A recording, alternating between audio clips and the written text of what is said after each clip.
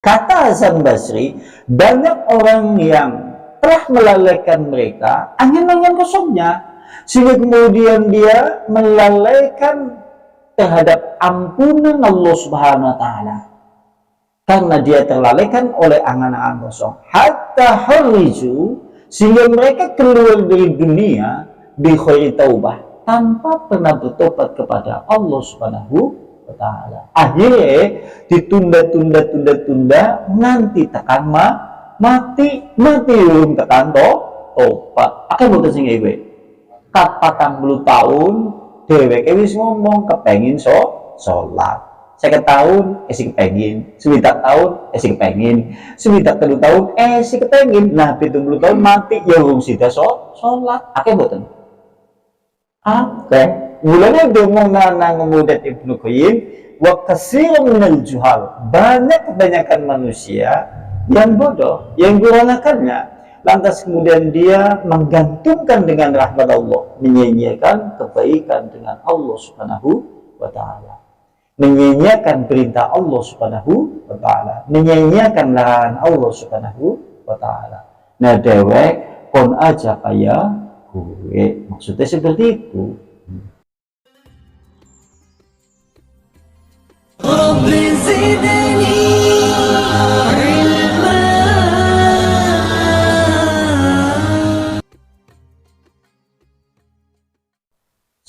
Assalamualaikum warahmatullahi wabarakatuh. Alhamdulillah nahmaduhu wa nasta'inuhu wa nastaghfiruh wa na'udzu billahi min syururi anfusina wa min sayyiati a'malina. May yahdihillahu fala mudilla lahu wa may yudlilhu fala hadiya lahu. Asyhadu an la ilaha illallah biwahdaniyya wa asyhadu anna Muhammadan abduhu wa rasuluhu la nabiyya wa rasula ba'da. Wa qala Allah ta'ala fil kitabihil karim, ayyuhalladzina amanu taqullaha haqqa tuqatih wa la tamutunna illa wa antum muslimun. Ikhwan wa ikhwa fillah rahimani rahimakumullah ta'ala jami'an ahlu ta'lim yang semoga senantiasa dirahmati oleh Allah Subhanahu wa ta'ala. Tentunya kita memuji kepada Allah Subhanahu wa ta'ala karena hakikat semua bentuk segala puja dan pujian milik Allah, untuk Allah, dan karena Allah Subhanahu wa ta'ala. Salam dan juga selawat tetap tercurah kepada uswah sekaligus juga qudwah, yaitu Rasulullah sallallahu alaihi wa ala alihi wasallam. Dan kita seluruhnya tentunya hanya berharap kepada Allah Subhanahu wa taala, semoga Allah melimpahkan rahmat, karunia, inayah serta hidayah taufik kepada kita seluruhnya, sehingga Allah memberikan keistiqomahan untuk mengikuti risalah Islam di atas titian jalan yang lurus. Allahumma amin. Dan melanjutkan pada pembahasan sebelumnya di kitab Ad-Da'u wa Dawa yang ditulis oleh Ibnu Qayyim al-Jauziyah. Bab selanjutnya adalah wadharu kulli minal khawfi wa raja'i maudinihi.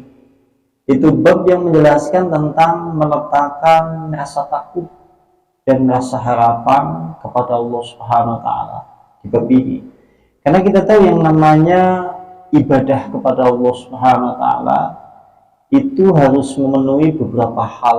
Di antaranya adalah harapan, rasa takut kepada Allah Subhanahu wa taala, dan juga sekaligus di dalamnya cinta. Nah, di sini kemudian di bab yang menjelaskan tentang itu meletakkan rasa takut dan harapan kepada Allah Subhanahu wa taala di bab itu.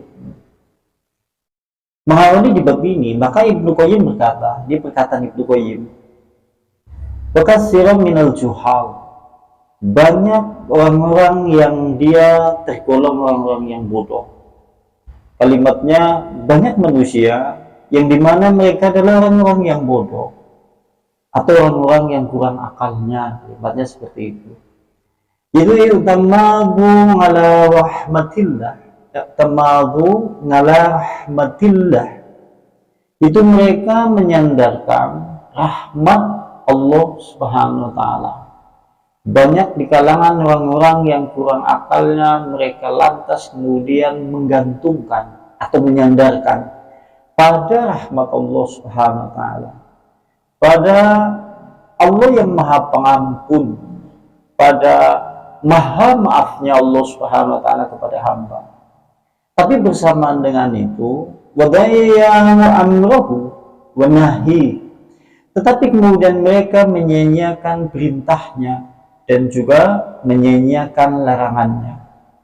Maksudnya seperti ini, banyak keadaan manusia hari ini di zaman kita hidup, mereka itu mengetahui Allah itu Maha Pengasih, Allah Maha Penyayang, Allah Maha Pengampun, Allah Maha Lembut, Allah Maha memberi kasih sayang kepada hamba-hambanya. Tapi sayangnya, keyakinan di dalam hatinya, di dalam lisannya yang seperti itu, tapi bersamaan dengan itu dia menyia-nyiakan perintah Allah Subhanahu wa taala. Bahasane sing kepenak. Dheweke yakin Allah ki Maha Pengampun. Dheweke yakin Allah Maha Pengasih. Dheweke yakin Allah ki Maha Rahmat. Ini waktu sholat. Itu maksudnya. Akeh mboten singkat singkatan. Wake. Karena nggih, aku ya yakin lah Allah ki Maha Pengampun. Aku insya Allah nek sandene wondene njaluk pangapunten mong Allah mesti Allah ngampuni. Ning dhek kata salat, kata mboten singkat-singkatan. Oke. Kene menurut Ibnu Qayyim jenengane minal juhal. Dia adalah orang yang kurang menggunakan akalnya. Ya, kulo panjenengan setuju dilarang untuk memiliki sifat atau pemikiran yang seperti itu. Kan kata tiang ingkang duwe penggalian kados mekaten, bersamaan dengan keyakinan dia kepada Allah tinggi, tapi bersamaan dengan itu pula menyia-nyiakan perintah Allah Subhanahu wa taala dan menyia-nyiakan larangan Allah. Maksudnya seperti itu. Wan nasu annahu syadidul niqab. Dan mereka itu lupa, mereka melupakan bahwasanya azab Allah Subhanahu wa taala di sisinya sangat keras. Kalau kita mengetahui, ya Allah Maha Pengampun, ya Allah Maha Pengasih, Allah Maha segala-galanya bagi hamba. Tapi jangan dilupakan, Allah Maha keras azabnya. Panjenengan kalau melihat kitab, jenengane kitab yaitu Tahfifun Minan Nar, penulisnya Ibnu Rajab Al-Hambali. Di kitab itu menyebutkan, menceritakan bagaimana segala macam jenis azab neraka. Unik nang kitab itu disebutkan bagaimana azab neraka, mulai dari minumannya, makanannya, pakaiannya, sumurnya, lembahnya, pohonnya, bahkan yang lain-lain yang ada di dalam neraka dengan segala jenis azab yang disediakan oleh Allah. Dan manusia banyak yang lupa, hanya menyandarkan kepada rahmat Allah, tapi kemudian jarang memikirkan tentang azab Allah. Nah, dewek orang beriman ini menggabungkan antara rasa takut terhadap azab Allah dan menggabungkan rasa harapan kepada Allah. Kalau di kitab Tadkiro, ini kan kitab Tadkiro, nek sampean sikis urip, sikis sehat, sampean kon gedekna rasa harapannya kambi Allah. Ya Allah Maha Pengampun. Sampean maaf kebalik.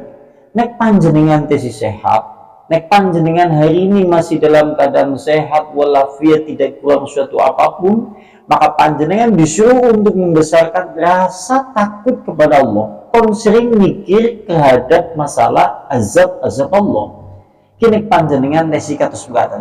Tapi nek panjenengan wis mriyang di atas tempat tidur sudah tidak bisa berbuat apa-apa, jenengan kon akeh ngakei harapan kepada Allah. Karena di dalam hadis Rasulullah disebutkan, jangan sekali-kali sampean pecah, aja ngasih sampean gininggal kecuali dalam keadaan husnudon kepada Allah Subhanahu wa taala. Sing jenenge husnudon kepada Allah, ari kalane jenengan ketinggal, jenengan nyadari dosane akeh. Jenengannya menyadari kalau kesalahannya banyak berlimpah. Akan tetapi pada saat mau meninggal, dia berpikir, ya Allah Maha Pengampun, insya Allah Allah pasti mengampuni dosa-dosaku. Semua apa yang telah aku lakukan selama ini, insya Allah dan Allah mengampuni. Kini karep ninggal. kinik nang kita kiro. Kalau seperti ini kondisinya, maka kita disuruh untuk memperbesar rasa takutnya kepada Allah Subhanahu wa Ta'ala. Contoh ini contoh.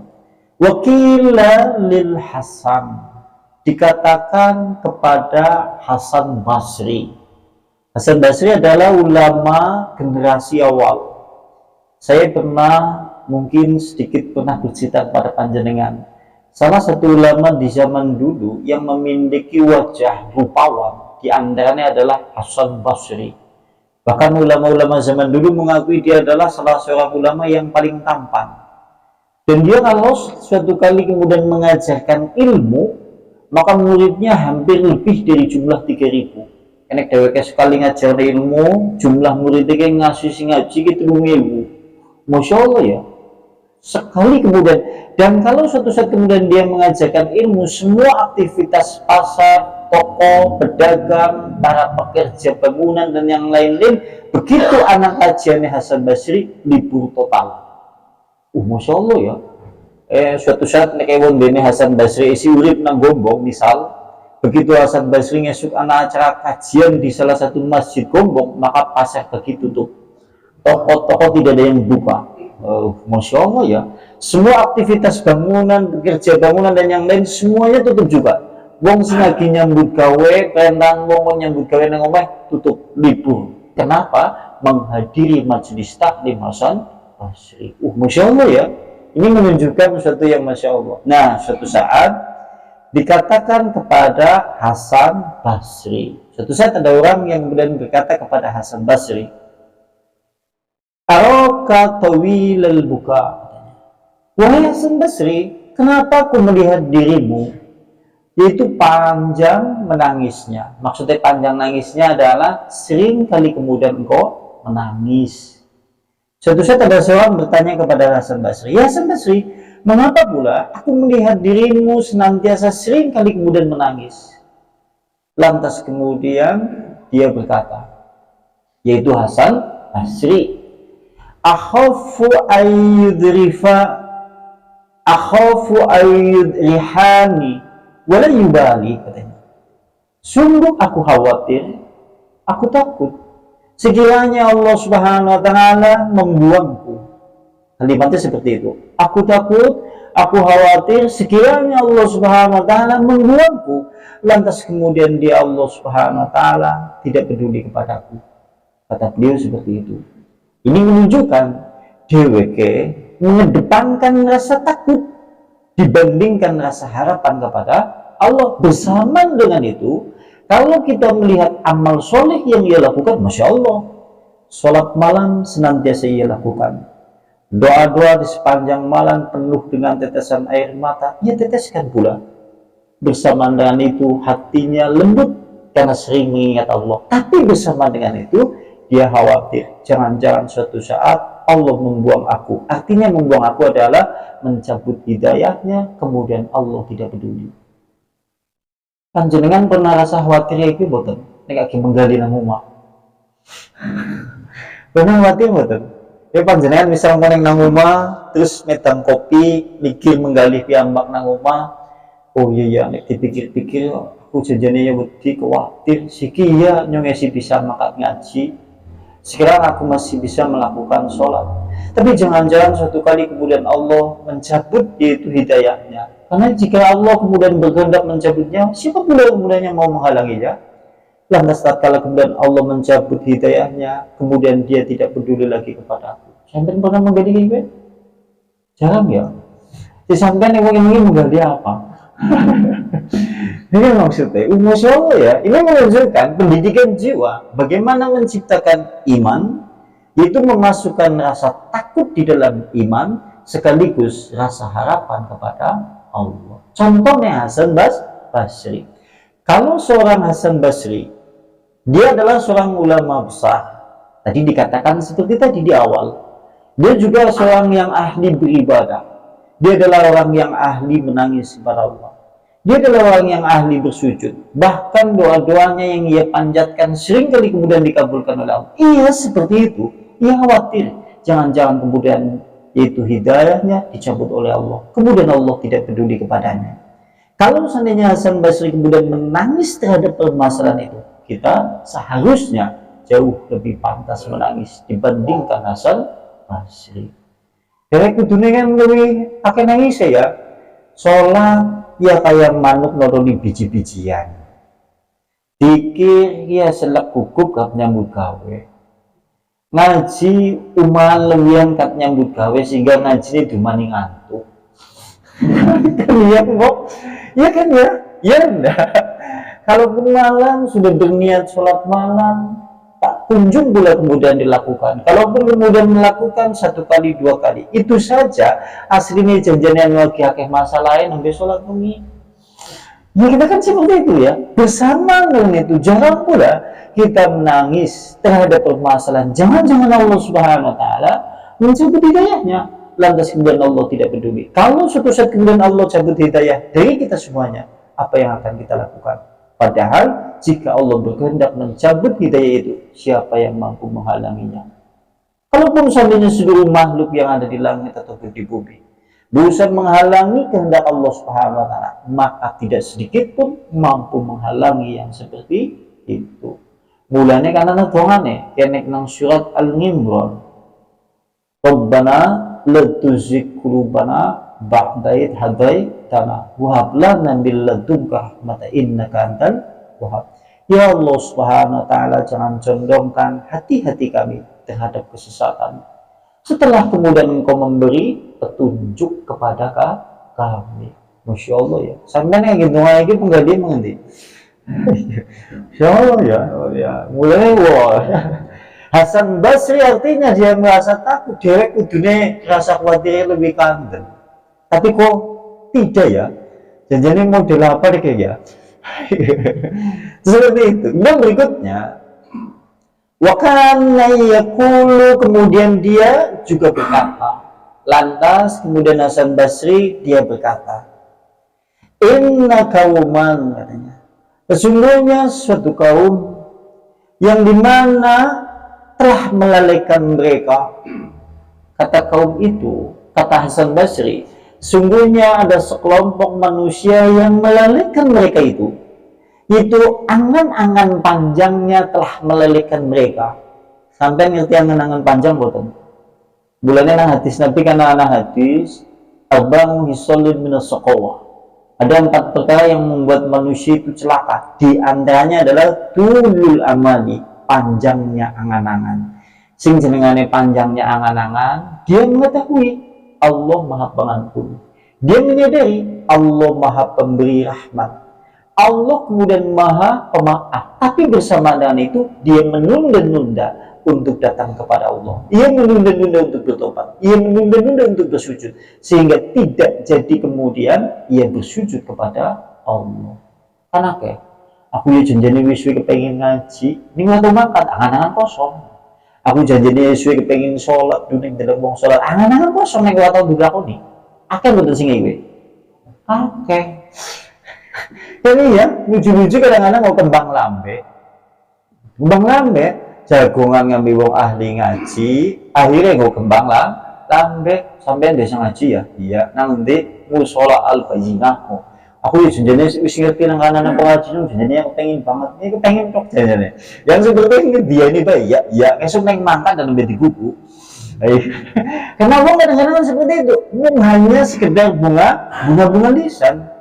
Tapi yang dinilai adalah tatkala kemudian merealisasikan apa yang kemudian ia ucapkan. Sekalipun dalam hadis Rasul, iya, neng hadis Nabi kan ngomong, nah, siapa saja yang berniat kebaikan sampai niat kebagusan, dalam ya'malha, kemudian tidak melakukannya, maka panjenengan ditulis kebaikan siji sing sempurna. Sampai misal contoh, bali ngaji, kok sampai niat, gue nyanggap sholat pengilang. Karena keseniatan itu mesti tulis siji kebaikan sempurna. Jika nanti kemudian dilakukan, panjenengan dilipat gandakan menjadi 10 sampai bilangan 700. Tapi kalau panjenengan berniat kejelekan, tidak mengamalkannya atau tidak jadi mengerjakannya, maka panjenengan ditulis kebaikan siji. Sampai yang bagi niat nyolong pelem. Tapi engkau begitu banyak sida dosa. Nah, seperti ini itu pahala malah. Mulanya isinya yang jelek ini yang jadi lakoni. Dia udah pahala dari Allah SWT. Tapi kalau suatu saat dia berniat kejelekan, lantas kemudian dia melakukannya, maka ditulis kutiballahu, ditulis untuknya sayyi'atan hasanah, sayyi'atan wahidatamah. Itu ditulis keburukan yang sempurna satu. Mulanya sampai diisi kambing niat sing apik.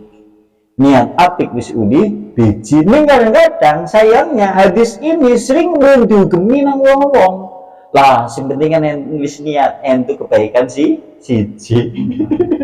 Kadang-kadang ya, dia sing jenengane angan-angan kosong atau menyandarkan dengan rahmat Allah Subhanahu wa taala, menyanyiakan kewajiban kepada Allah. Dan kebanyakan manusia yang seperti ini. Mulanya sampai lucu-lucu nih ngobrol-ngobrol kami wong-wong, kan lucu-lucu kayak gue.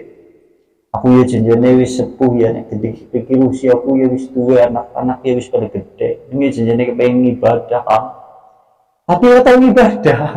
Dia sebenarnya tulul amali. Nah, kata Hasan Basri, banyak orang yang telah melalaikan mereka angan-angan kosongnya, sehingga kemudian dia melalaikan terhadap ampunan Allah Subhanahu wa taala. Karena dia terlalaikan oleh angan-angan kosong. Hatta hariju, sehingga mereka keluar dari dunia bi khairi taubah, tanpa pernah bertobat kepada Allah Subhanahu wa taala. Akhirnya ditunda-tunda nanti tekan mati belum tekan tobat. Akan boten sing gue. 40 tahun dheweke wis ngomong kepengin sholat. 50 tahun si kepengin, 9 tahun si kepengin, 9 tahun si kepengin. Nah, 70 tahun mati ya wong sida sholat. Akeh mboten? Akeh. Mulanya ngomong nang kemudian Ibnu Qayyim, wa katsirun minal juhal. Kebanyakan manusia yang bodoh, yang kurang akalnya. Lantas kemudian dia menggantungkan dengan rahmat Allah, menyanyiakan kebaikan dengan Allah Subhanahu wa taala, menyanyiakan perintah Allah Subhanahu wa taala, menyanyiakan larangan Allah Subhanahu wa taala. Nah, dewek kon aja kaya gue, maksudnya seperti itu. Lantas kata Hasan Basri, yaqulu ahaduhum, sehingga sampai-sampai salah satu di antara mereka yang angan-angannya kosong, yang hanya menggantungkan terhadap rahmat Allah, lupa terhadap azab Allah Subhanahu wa taala. Mereka berkata, li anni ahsanu dhanni bi rabbi, sungguh aku berhusnudzon dengan Tuhanku. Akan tetapi kata Hasan Basri, wa kadziba, orang yang seperti itu dusta. Dikatakan oleh Hasan Basri dusta. Wong husnudzon kepada Allah tanpa melakukan wujud dari kemudian husnudzonnya itu dalam bentuk realisasi perbuatan amal soleh, jenengane dusta. Dia yakin Allah Maha Pengampun, dia meyakini Allah Maha Rahmat, dia Allah Maha Penerima tobat. Ning tobat jenengane wong dusta. Karena lucu-lucu kebanyakan manusia seperti itu. Lau ahsanu dhanni, karena seandainya orang itu kemudian husnudzon kepada Allah baik, tentunya amal solehnya juga baik.